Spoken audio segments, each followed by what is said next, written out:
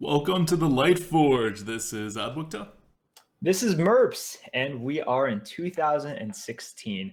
Happy New Year. Happy Feast of Wintervale. I hope all of you guys have had a great holiday season and a very successful 2015. And now we are on to bigger and better things in 2016. And that means a big year in Hearthstone, too, right? Yeah. What's so big about 2016 in Hearthstone? Just another year of infinite arenas for everyone. Well, not actually Okay. for everyone, because that would be impossible. Another year of infinite arena for all the listeners of the Light There we Forge, because go. that's There what we you're go. here for. If you're infinite, you're going to continue to be infinite. If you're not, you're going to get there next year. I mean, this year, not next year. Yeah, this is what the show is for. You can listen for an entire year, and then we promise you results, but only if you listen for an entire Your year. money back guaranteed.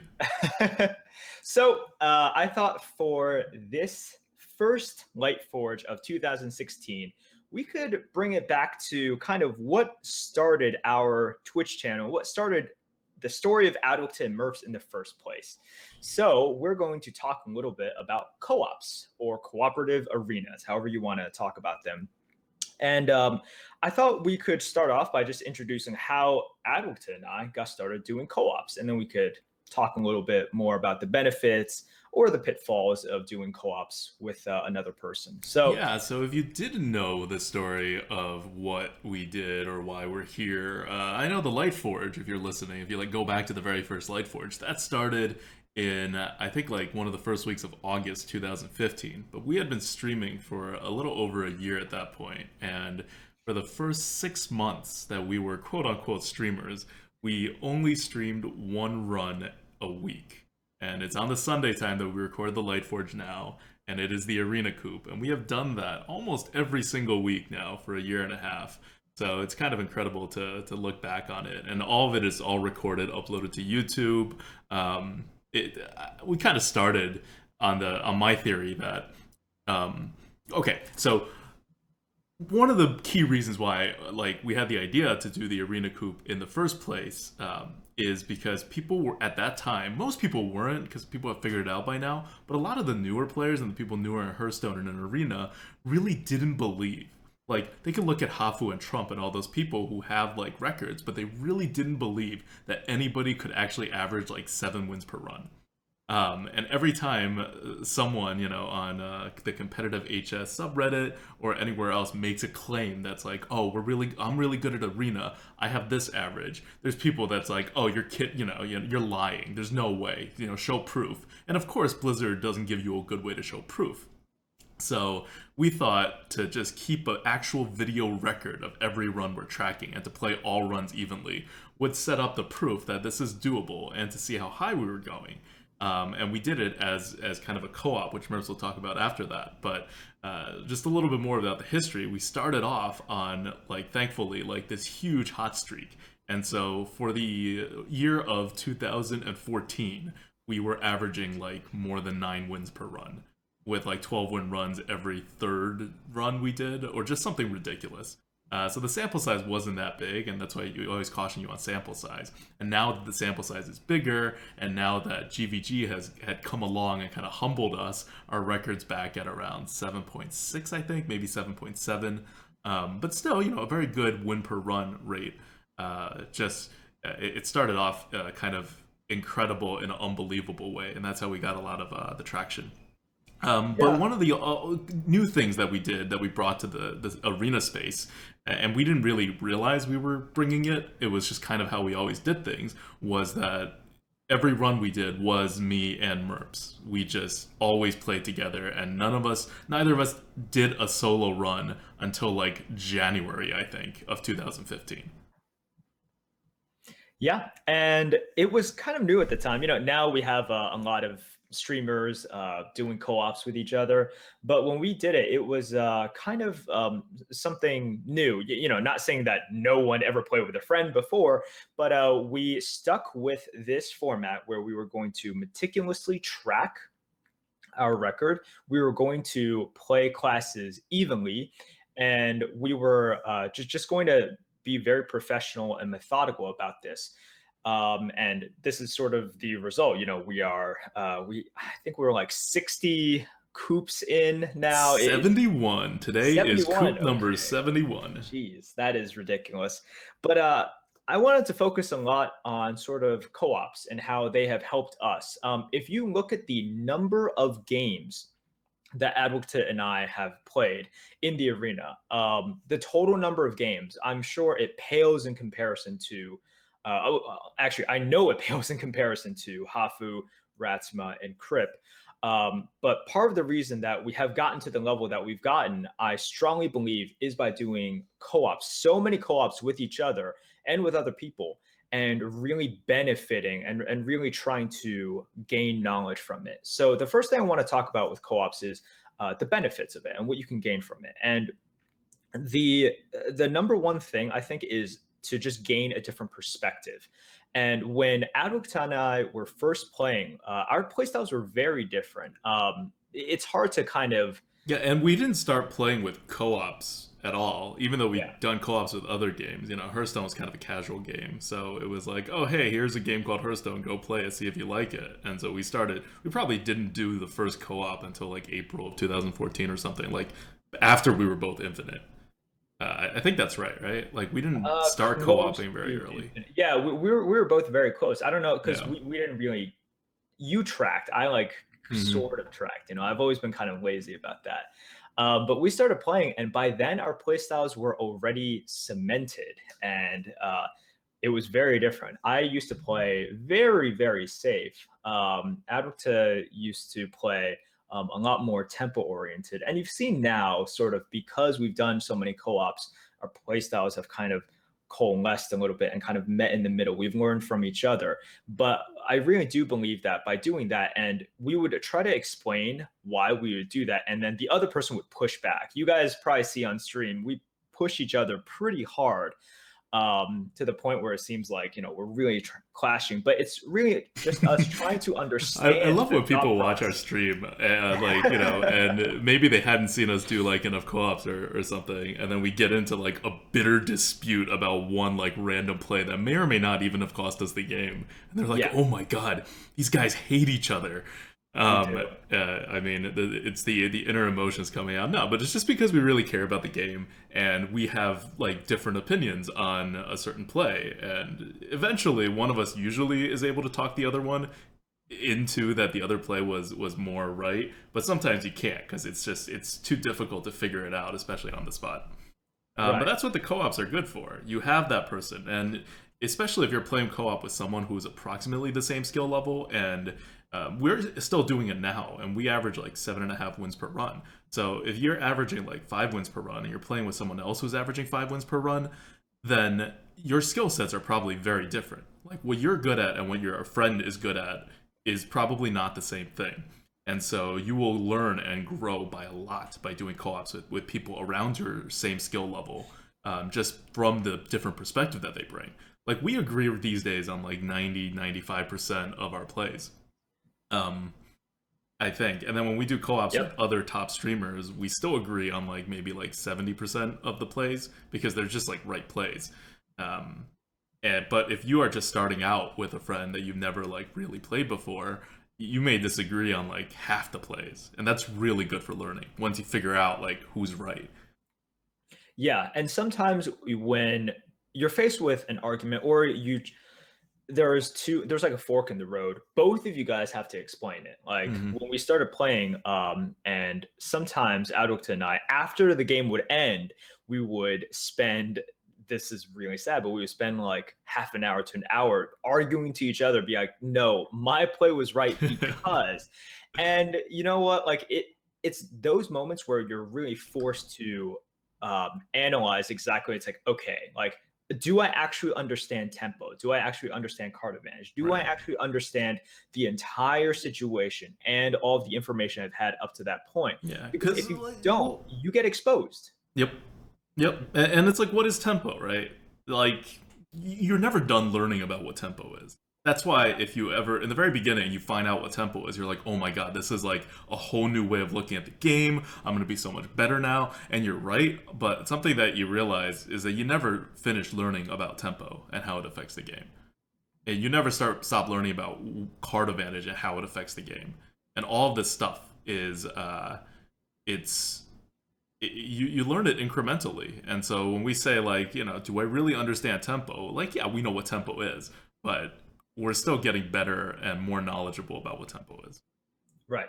So that's kind of the benefit that you can get out of co-ops. In summary, it really just accelerates the learning process, and it forces you to really pay attention and explain your move. And also, if you are with someone at a similar skill level and someone that you respect, you're forced to kind of take that in as well and sort of process that and be like, okay, you know what, that was really good, and it was something that I hadn't thought of. And even if you're right in the end, it pushes you a little bit, and you're like, okay, I can see it, and maybe in a different Right. scenario that Yeah. could be right. Right. Like before, maybe you think, oh, it's definitely this play. Why? Because I've always done this, right? Like, let's say it's an empty board going to your opponent's turn 4. You can drop a 3/4 or a 4/3. You've always dropped the 3/4 because it was the stronger play. Because 3/4s are better than 4/3s, and you've just never thought more about it. And then someone comes around and then says, well, maybe you drop the 4/3 because that challenges 4 drops, whereas the 3/4 wouldn't really challenge any 4 drops. And you think, oh, maybe that's right. But at the same time, maybe you're worried about a easy 3 damage removal that would ruin your entire game, and so having 4 health there is actually better to prevent him from playing a 2 drop that removes your minion plus another 2 drop, or who knows, right? Like, if you are doing something like kind of blindly without really thinking about it, or if you make the same move in the same situation every time, then getting someone to come in and just like putting another idea out there really gets you thinking. Because maybe the next time you start seeing that if the scenario is slightly different than it was before in the other direction, like maybe it's a warrior and you suspect that they have a fiery war axe or something like in hand. Well, now maybe you don't play the 4/3 that you've always played before. Now maybe you play the 3/4. Like, who knows? But any thought that you had always held as I always do this, it's good to have that challenge. I think the earliest thing that we probably like challenge each other on very frequently back in the classic days is, and kind of predictably, it's how to play around Flamestrike.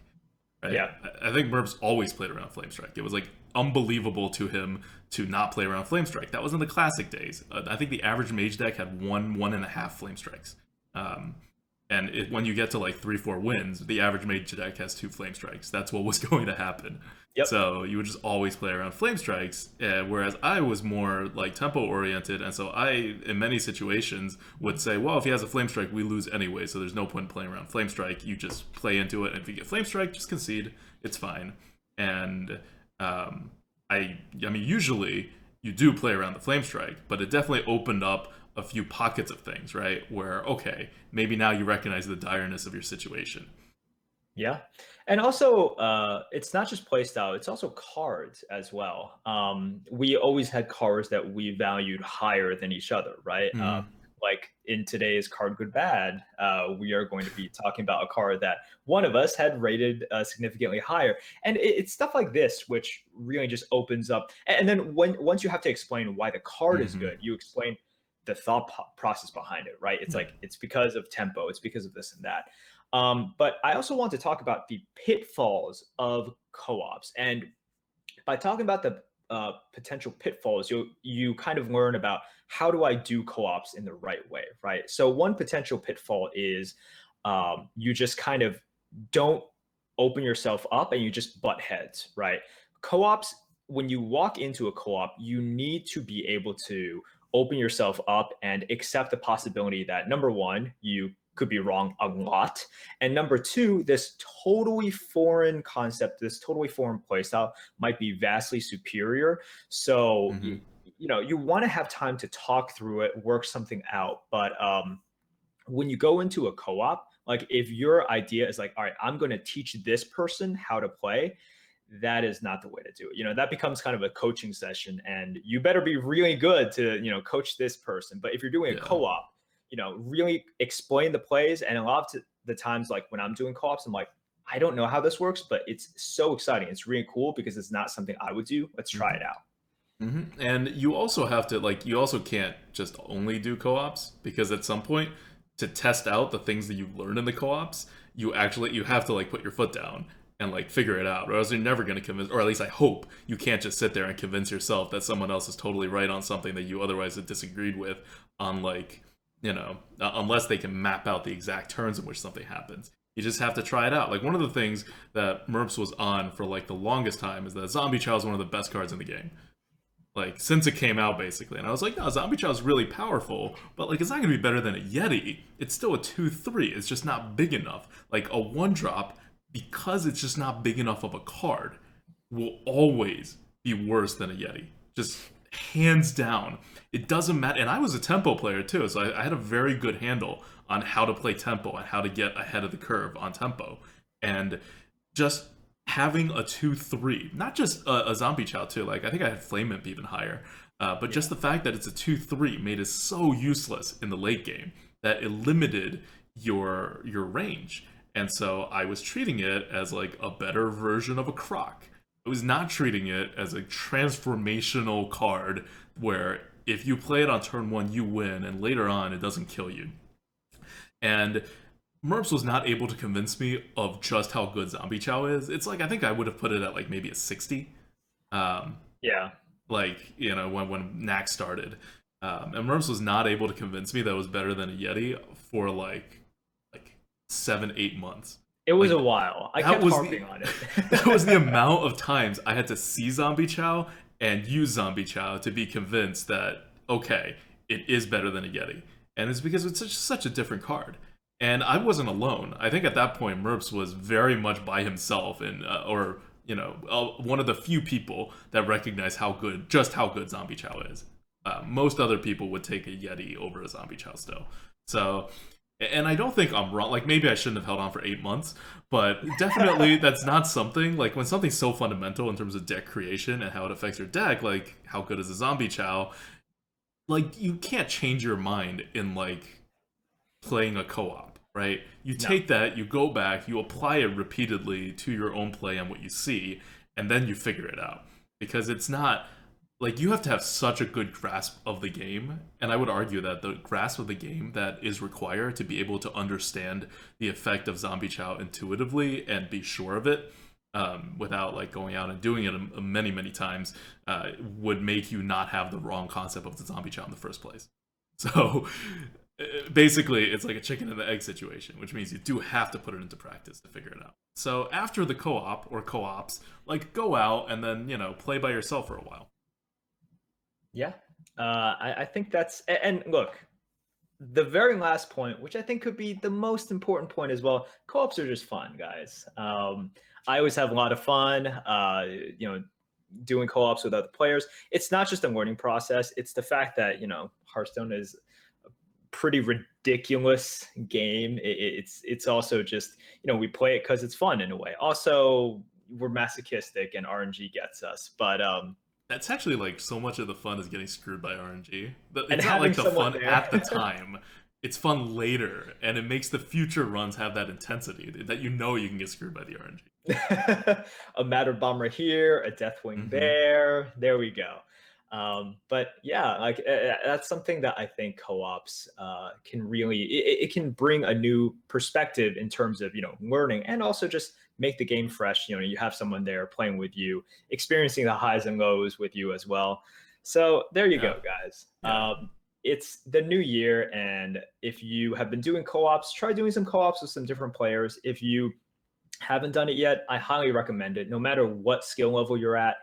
And like ADWCTA said, especially if you are averaging like 3, 4, 5 wins, if you pair up with someone who is close in win rate, you'll probably have vastly different moves. And I'm sure it'll accelerate the learning process. So if Yeah. that's something you guys are interested in, give it a try. And if you think you've capped out, like you've been stuck at like 5 or 6 wins forever, and you want to boost, doing a co-op really helps you get into like someone else's head to start thinking about things a little differently.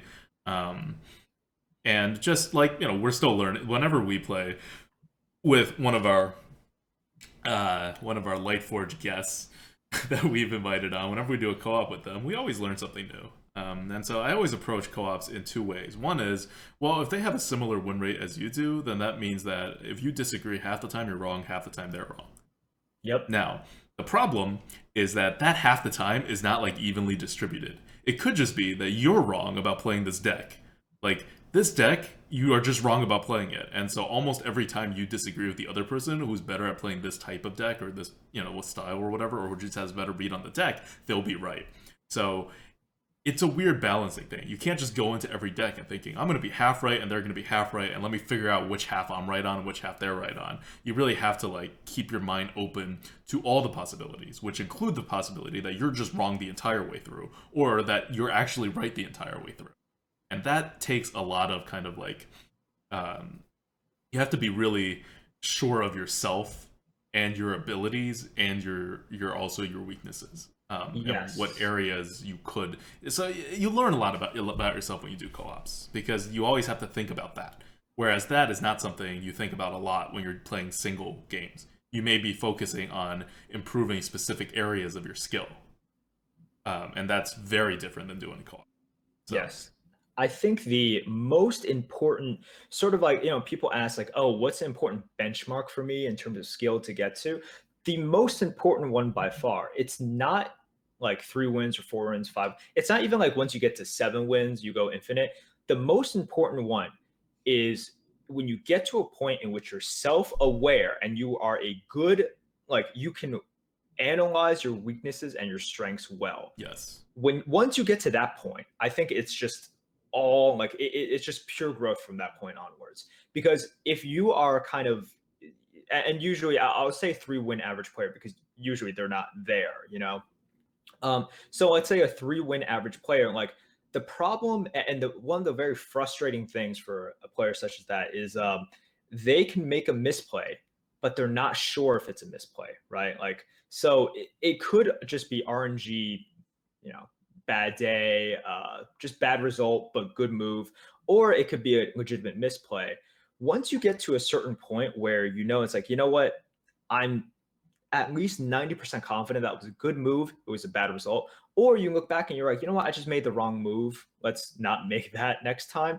That's the point where you want to get to. And like ADWCTA was saying, for co-ops, sometimes it'll help you not only get to this level of self-awareness, but once you get to it, then you can apply it to these co-ops and just say like, okay,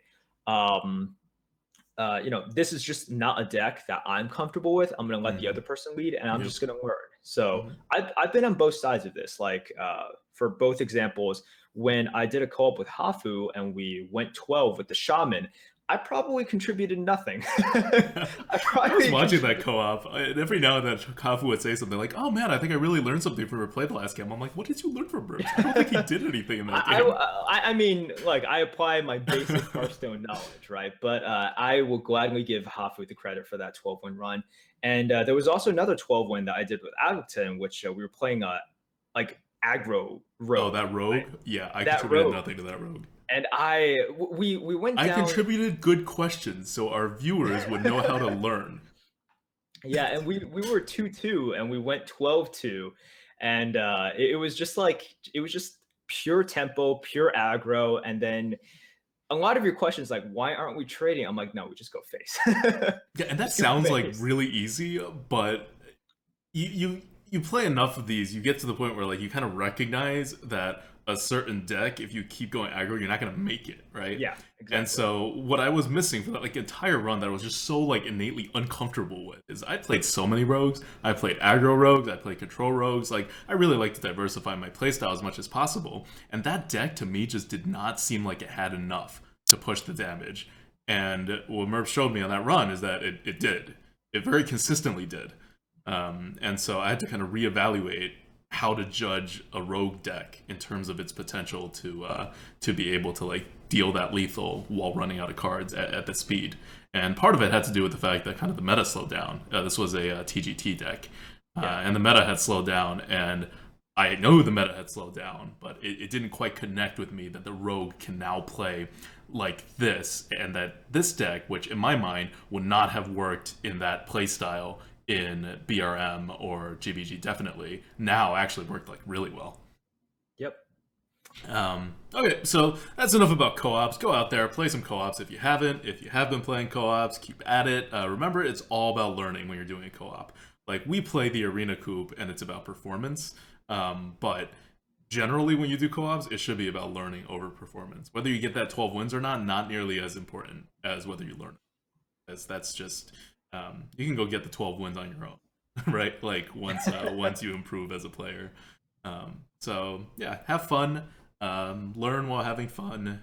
Kick off the new year. I like this. We're kicking off the new year with the theme of friendship and learning from others.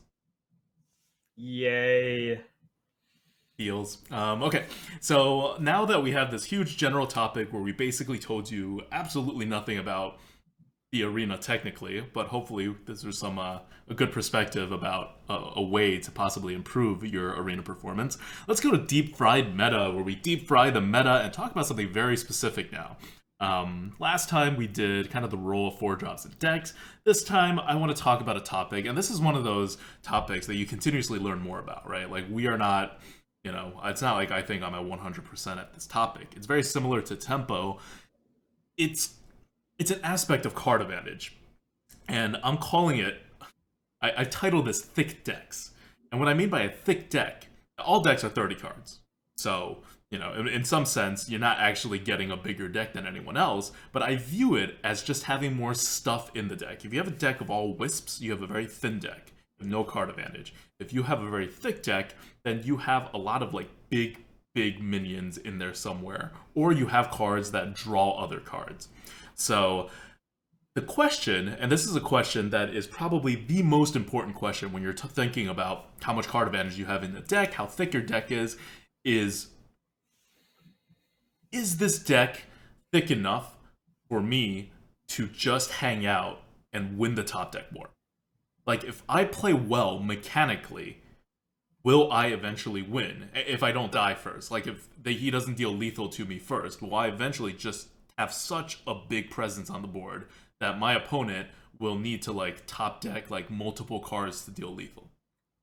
And if the answer is yes, that opens up a way that you can play the game. And if the answer is no, that way is not available to you. So in Magic the Gathering terms, there's an influential article that I think may be like too influential for how basic of a concept it is and how incomplete of a concept it is. But that's a different story. It's called Who's the Beatdown, where they just divide the world into two camps, where no matter relative to your opponent, you are either the beatdown or you are the control. You are the beatdown if you need to end the game before it gets to the super late game, basically top deck range. If for a Hearthstone arena, if you are the control, that means if you just hang out, your opponent will eventually run out of steam, and then you will win the game. So that's hardly the full picture of any trading card game, but it is a very important part of it, and that's what this concept gets at. Like, is your deck thick enough to basically allow you the option to just play the control? And what's the answer? At what point is your deck thick enough in the arena to do that? The correct answer is it depends on who you're facing. You can always be facing a thicker deck, but the real answer is you can make very good predictions about the average thickness of your opponent's deck based on the meta and based on their class. Yep. And because this is the arena, yes, your opponent could still have like 6-8 drops left in his deck, even though he's been playing aggro before, but probably not. And you can play on these odds, and you will get a lot of victories based on these odds. So at what point do you feel safe, Merps, in saying, I have the option to play the control? Well, I think it's first of all, we also need to talk about kind of your class, right? Like your class, because with some classes, the thickness of decks also depends on sort of Well, with all classes, it depends on the hero power. Yeah, sure. It depends on hero power. It depends on sort of the class cards themselves, right? But yeah, so this is a question which, like, how thick does my deck have to be? It's hard to pinpoint a specific number, so I'll just say right now the thickness of your deck has to be thicker than before. So like you said, it changes from meta to meta, and we've kind of addressed this in previous Light Forges as well, that You just have to be a little bit greedier now. And we talked about greed, and then you talk about the thickness of Mm-hmm. your deck, and, Yep. and it's tied in there, right? Like, so instead of drafting that Dowler Aspirant, I drafted the Boulder Fist Ogre. That was something specifically I talked about in the previous Lightforge, and that's something that you want to do. So with numbers, it's really hard to pin down a specific one because the thickness of your deck also, like, what do you do with a fireball, right? Like, how quote unquote thick is fireball? Because it's such a flexible, like, if you have a really thin deck, like it I fits view in it with a as thin deck. medium high, like Medium. like 5 mana worth. Yeah, but there are some cards which is, it's tough to really quantify, and you just want to look at the deck as a whole. But I am a strong believer that in today's meta, you need a thicker deck unless you have a very cohesive, aggressive deck, right? Or you just Right. have So this deck. we're just talking about the option to kind of play the attrition game, Yes. and the top deck game. Okay, so you're not going to be pinned down by a number. I'll pin No. myself down with a number. Okay, pin yourself down. This is my rule of thumb when I'm playing a class that has a card of it. So first of all, if you're playing priest, you always have this option. If you're playing Yes. warlock, you always have this option. As the priest, if you have the board, you will always get an insane amount of card advantage per turn. So as long as you can assure yourself that you have the board, you have infinite card advantage essentially. As the warlock, as long as you ensure that you have enough health, you have infinite card advantage because literally what your hero power does is it draws you a card. So as long as your your deck is not so small that you're running out of cards, you're fine. But those two classes aside, I'm going to talk from the perspective of a class with a hero power that pings. So druid, rogue, mage, paladin. Those are the classes I'm going to talk from the perspective of, and those classes obviously have more card advantage than other classes like hunter, warrior. Shaman is so weird, I don't even want to get into it. But I'm going to speak from the popular and normal classes. Those are, to no one's surprise, the top 4 classes. And for those classes, I feel like I have a small deck if I have 3 cards or less that are what I consider big. And I consider any card bigger than a Yeti big. So if you have 10 stats that are more or less evenly distributed, then that's big. Yeah. And if I have more than 3 of those, then I think I'm in a mid-rangey kind of zone. If I only have 3 or I have less than 3, then I know that almost every deck I face, I need to go face at some point. I need to end the game because they will win the top deck war. And on the other hand, I feel very safe just hanging out if I have more than 7 big cards.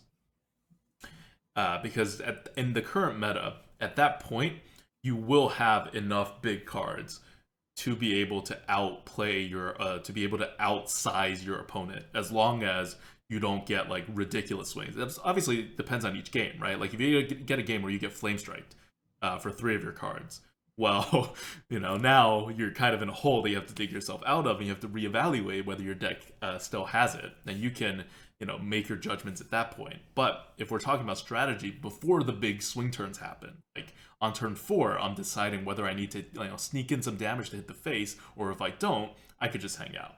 So a lot of times, and because we often play very tempo style, and we think tempo is the best way to play the arena, you'll often try to see us sneak in damage to our opponent's face when there's kind of like low risk. But then sometimes I'll make a play that's like either trading exactly or trading down, and viewers will ask, wait, why did you just do that? You definitely wouldn't do that in a typical situation. What's different?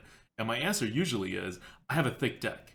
All I need to do is hang out and I will win. Even though there's a very tiny % chance that my opponent will be able to take advantage of the minion on the board to like completely ruin my day, whether through a removal or a buff, that's not even that's not even a chance I'm willing to take. Even if I have a read that he doesn't have a removal or a buff, I'm not even willing to take the risk of a top deck.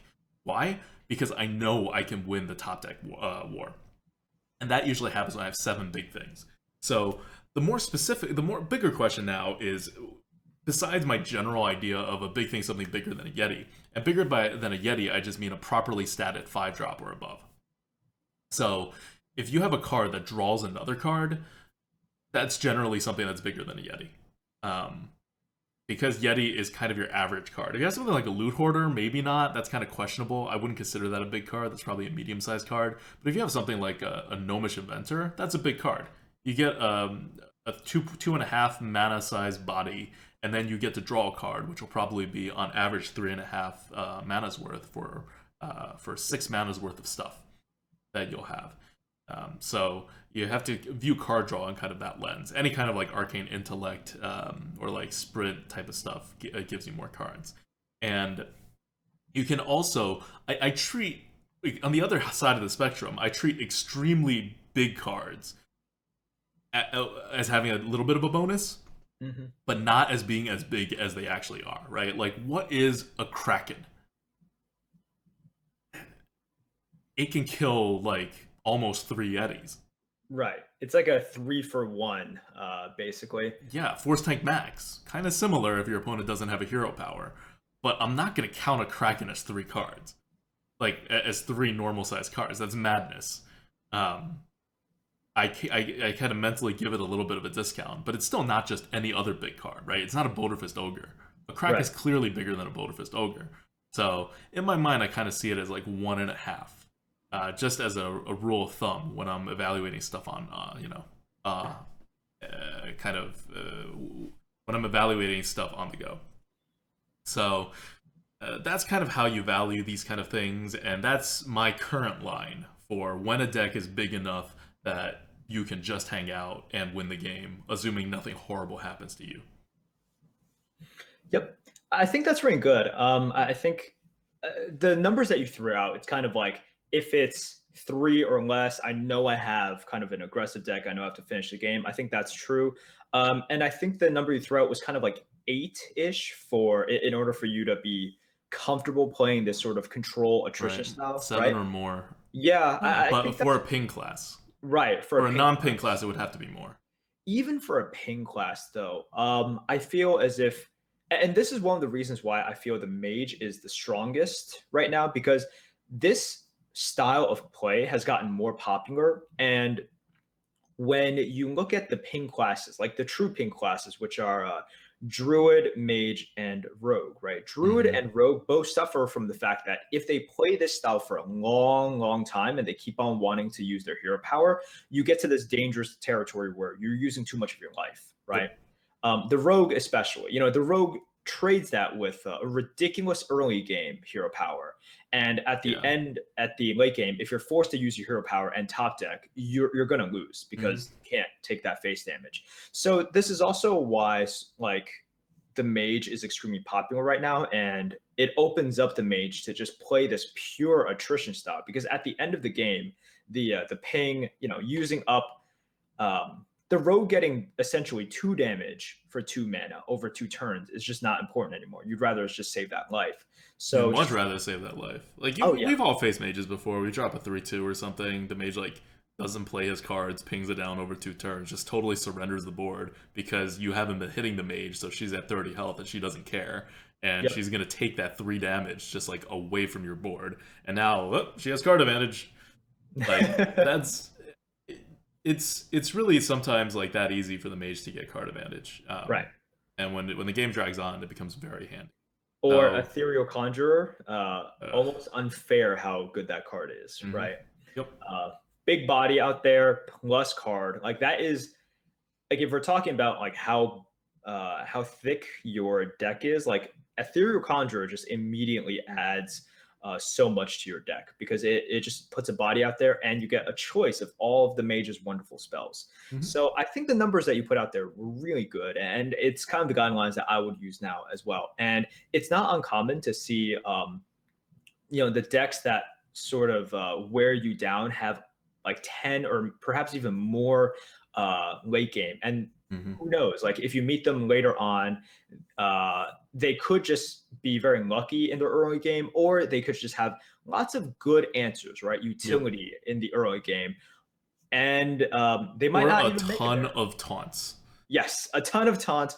Or, and this is the weakness of those kind of decks. they could just fall apart, right? Yep. They could just end up being 2-3 because in 2 of those games, they didn't draw into the early game at all. And even when they taunted, nothing mattered because they were down in tempo by, let's say, like 6 mana by turn 4. And they're just like, all right, it's over. So if you're building that kind of deck, the tip for drafting is focus on your curve. Like if you already see yourself, like you're 10 picks in, you have like 5 big things, don't take more big things. Like the way to draft this deck is not to like go for even more value once you already have the value. It's to make sure you're curving out, because that's how you survive to be able to use your value. Like prioritize taunts, prioritize, you know, on curve drops on your 2 and 3 and 4 drops, because you're not going to use 2/2s on your 4 drop. You're not going to have enough 2s for that. And at the same time, if you actually see yourself having that value, you don't need 7 2 drops. That's going to dilute your value. You don't need like 3 1 drops on top of your 2 drops. If you actually do get 3 1 drops on top of your like 6 2 drops and you have some big cards, you're a mid-range deck. You're not really going to be able to win the attrition war, especially if some of your 1 drops are 2 1s that your opponent can hero power down. Or you also have to worry about cards that aren't cards, right? Like on the flip side of things. So generally, if you have like a 3/2 to a Yeti, they do okay-ish. They're kind of normal cards, and all the curve considerations are about the same for both sides. But once you start having cards like Silence, Moonfire, right? Like those aren't cards. It's extremely rare that it's not extremely rare, but it's iffy that they do get the value of like a full Yeti size card. That's why they're 0 mana. So you have to start deducting those then. So if you're really trying to make this kind of deck, or if you feel your deck is going that way, you know, like who knows, right? Maybe you got like an Ancient of Lore, and then an Ancient of War, and then an Ironbark, and those are your first 3 picks. At that point, you're pretty sure you're going to win the attrition war. So just start focusing on taunts and small minions that fit the curve and removals. And that means stay away from like situational cards, you know, or like random tempo cards that require you to like either have a board or even that you don't have a board. Right. Because you're not gonna have enough space in these kinds of decks to fit in a lot of utility cards if you want the curve. And the curve is always more important. Yep. So flesh-eating ghoul, probably not a great idea. No. Okay, so question from the GOAT. This is our normal question. Every Lightforge we do this. It comes from the GOAT. And before we do it, I want to thank all of our patrons and our subs and anyone else who contributed to our stream, Lightforge, whatever, in the month of December. I've received a computer. I'm actually recording this and streaming this on my new computer that I got thanks to you guys, and it's working out. It's working out very well right now. I'm still in the setup phase, so it takes a while to set up a new computer, but it's so nice and fast, and I can play Fallout, which is nice. So thank you guys for that, and definitely if you're thinking of contributing, please do. It's at patreon.com/grinninggoat. We're fully transparent about, you know, any money we receive from this, and we always put it back into our Hearthstone related activities. So now let's move on to the question from the GOAT. All right, question from the GOAT for this week. So Hearthstone is a game that a lot of people play while doing another activity. And so the question for this week is, what is your favorite activity, or what is just a activity that you like doing while playing Hearthstone?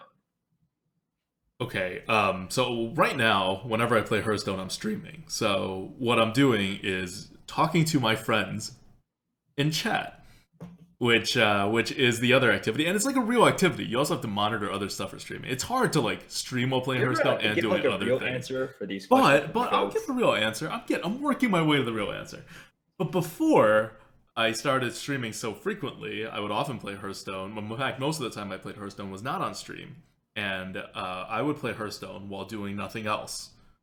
So I've actually had to learn to multitask while doing Hearthstone. When I'm normally doing Hearthstone and I do nothing else, it's so I can focus on the game, because I always try hard. I care a lot about my record, and I'm not very good at multitasking, and I'm not one of those people that, like, you know, does their homework while having a TV show on the background. Music even distracts me. So I think that's one of the reasons why you'll notice on my streams at least there's no music.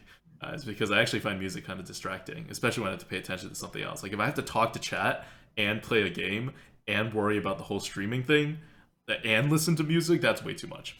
But sometimes I would play Hearthstone with some music, but generally I would even play without music, just kind of play.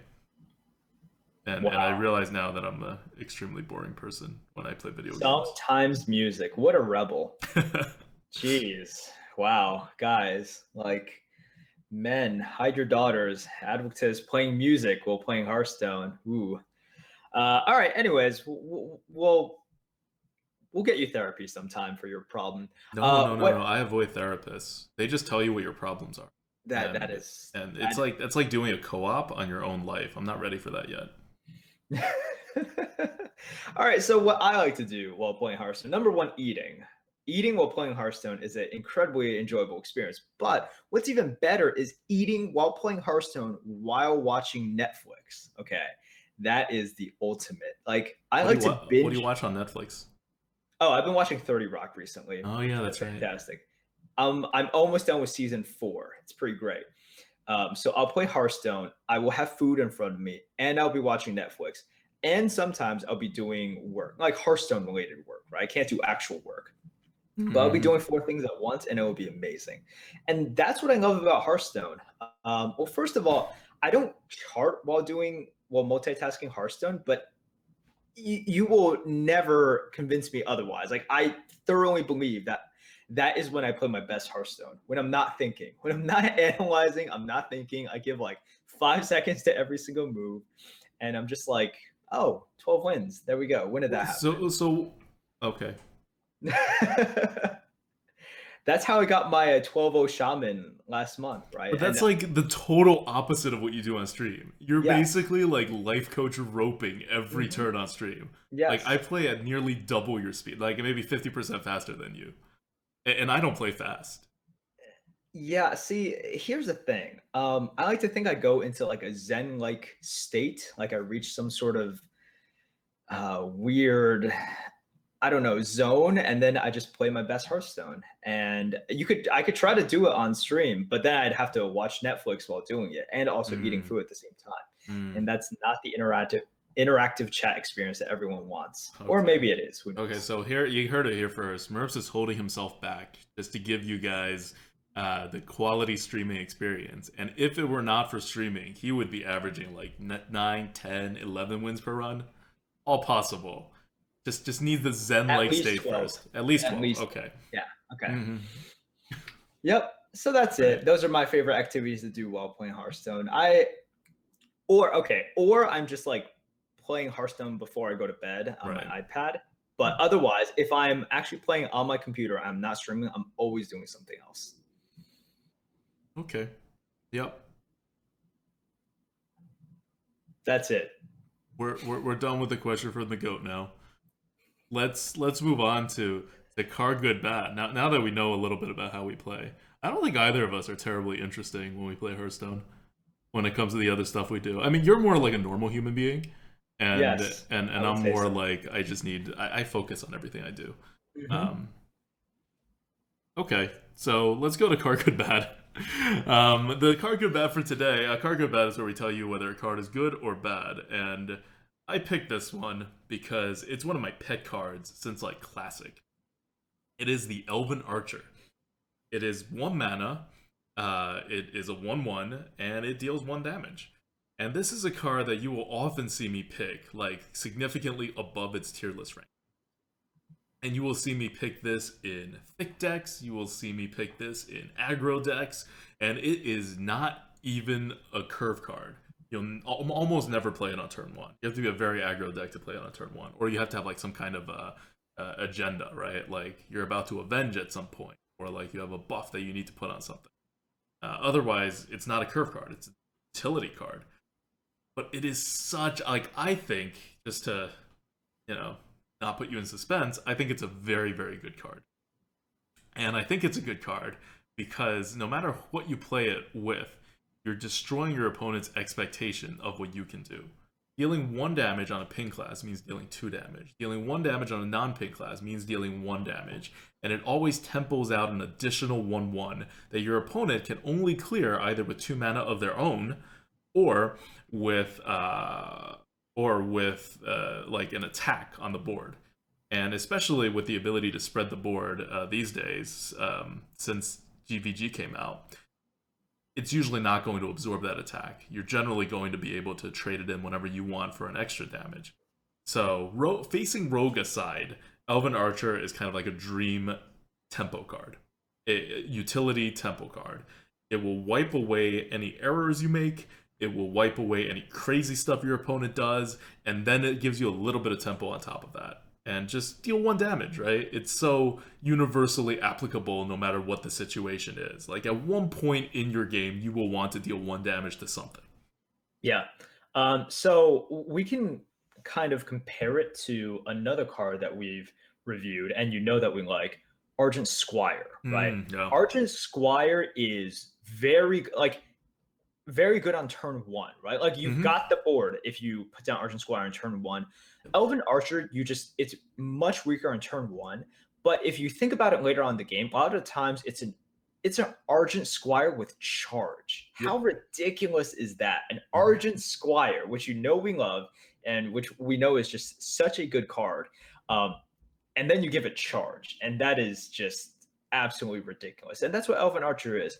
Also, ADWCTA, I kind of take offense at the fact that you say it was your pet card, as in like you're the person who liked Elven Archer. I loved Elven Archer. You liked Elven Archer in Classic? I don't remember this. I thought I was the one who talked you into Elven Archer. No, I loved Elven Archer. Oh, I don't know. This is what this entire Lightforge is going to devolve into. Which one likes Elven Archer more? It's like who's more of the Elven Archer hipster, right? Like, I liked it before you liked it. But this was a card that I believe that both of us sort of, this was back in the sort of this is the no 1-drop era. Yeah, this is the Trump anti-gravity tier list era in which all 1-drops, and this is before Zombie Chow, they were all bad. And stuff like Murloc Tidehunter was terrible. Unplayable. Completely unplayable. Yep, like a 2/1 and a 1/1, it just gets pinged down. Completely unplayable. And we still and at that point, it was very much about value. And it was, tempo, the idea of tempo existed, but no one thought about it. The idea of tempo meant getting the board so you can get more value with good trades. Yes. That's why tempo was important. Right. And, you could always turn tempo into face damage and pressure that way, but not a lot of people did that. And it wasn't until, the game kind of went into late Nax and then right before GVG that people were like, oh, wow, I could just push and win. But Elven Archer was just so good for setting up this sort of tempo, and then you just have all your options. You could still trade, or you could go face, and it just it set it up so well. Expectation buster, like you said, and plus 1 shot, 1 kill, right? 1 shot, 1 kill. That's a great line.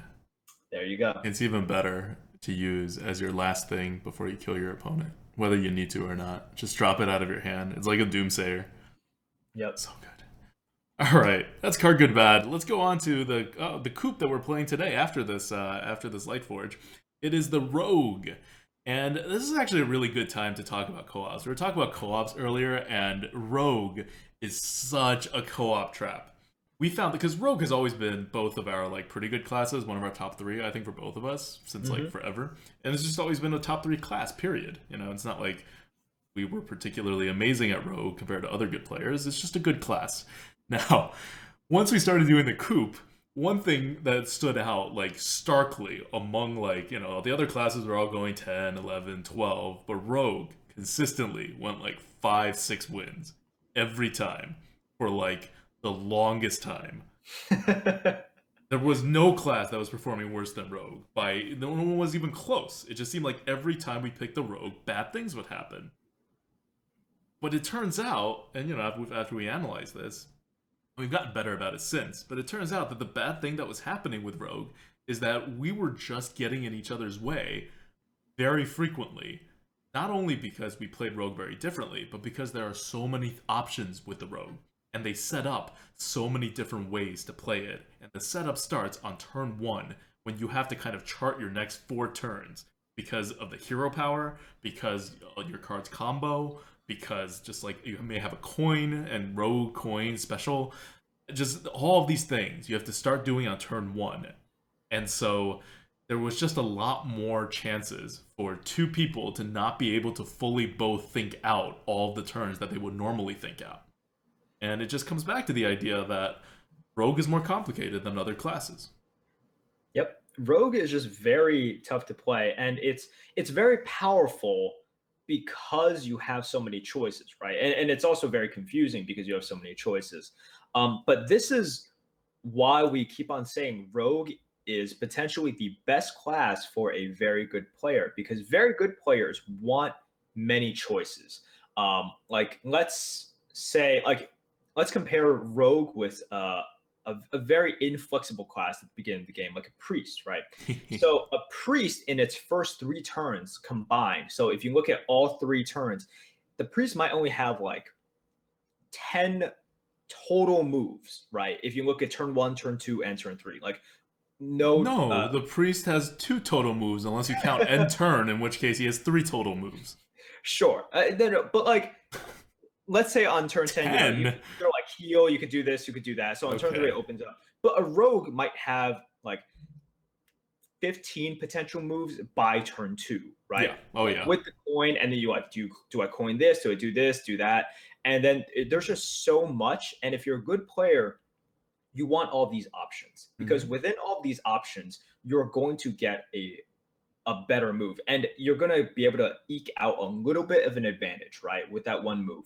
And then by kind of like small advantage, adding small advantage, adding small advantage, suddenly by turn 4, you might have lost a decent chunk of health, or you might have used some cards, but you have the board and you have that advantage. Yeah, and the thing with the rogue is that those early turns set up for your game plan later on. So you can't even like split the difference in early moves. You do one move early and then you go on to a different person's strategy. It's like you've screwed yourself up. Now you're not doing anything coherent. The rogue controls the whole board in the early and mid game. And in order to do that, you have to know really, really well what you want to do with that board. Because otherwise, it just, like, bad things will happen. You will use all your resources, and you will either have too little health, or you will not be able to end the game on your own terms. So yeah, and one more thing just about the rogue. Hero power on turn 2, or coining out the hero power, that happens so often. It's such a good move. You can have a 2-drop and just like choose not to play it. And it's like totally legitimate of a move that you will make like nearly half the time. And that's a huge discussion point that you'll have to make either with your co-op partner or with yourself every time, every single game. Yep. And that's why we got in each other's way a lot in the beginning when we were playing Rogue. Now, I'm going to jinx it, but I think we have mostly figured out the Rogue by this point and how we co-op with the Rogue, and so we're going to do pretty well with the Rogue now. It's a powerful class, still one of the top classes, even if it may or may not be the top class anymore now that LOE is here and they've lost their TGT bonus, and other classes have gained better LOE bonuses than the Rogue. Yep. So I think that's it. Rogue, incredibly powerful, really tough to play. And as for its overall kind of like hierarchy within all the classes right now, man, I was in TGT, it was number 1 by far. And now, I don't know. If you ask me today, I would say it's probably something like Mage, Rogue, Paladin for me. But I know with everyone, it just, you could put any of these at number 1, and I can't really argue with you there. It's playstyle, it's also feel, and I think they're so close together, these 3. Yep. And these days, you get a lot of pit snakes, so you got to really figure out when to use the pit snakes. Yes. I think every time I use a pit snake, that's not like in the most obvious time ever. Like chat is like, "Why did you use pit snake now?" Or every time I float a mana and I don't drop the pit snake, chat is like, "Why did you not play a pit snake?" And it's all about what your opponents can do to respond to the pit snake. And that just comes with so much experience when it comes to what you think your opponent can possibly do and which things hurt you the most. And ultimately, you can use that to maximize the value of that pit snake. So it's a low, it's a high floor, high ceiling kind of card. And once you figure out a better handle of how to use that card, that'll also improve the AoE rogue. Yep. All right, so I think that's it for today's Lightforge. This is ADWCTA. This is Merps. Take care, guys. Happy New Year, 2016.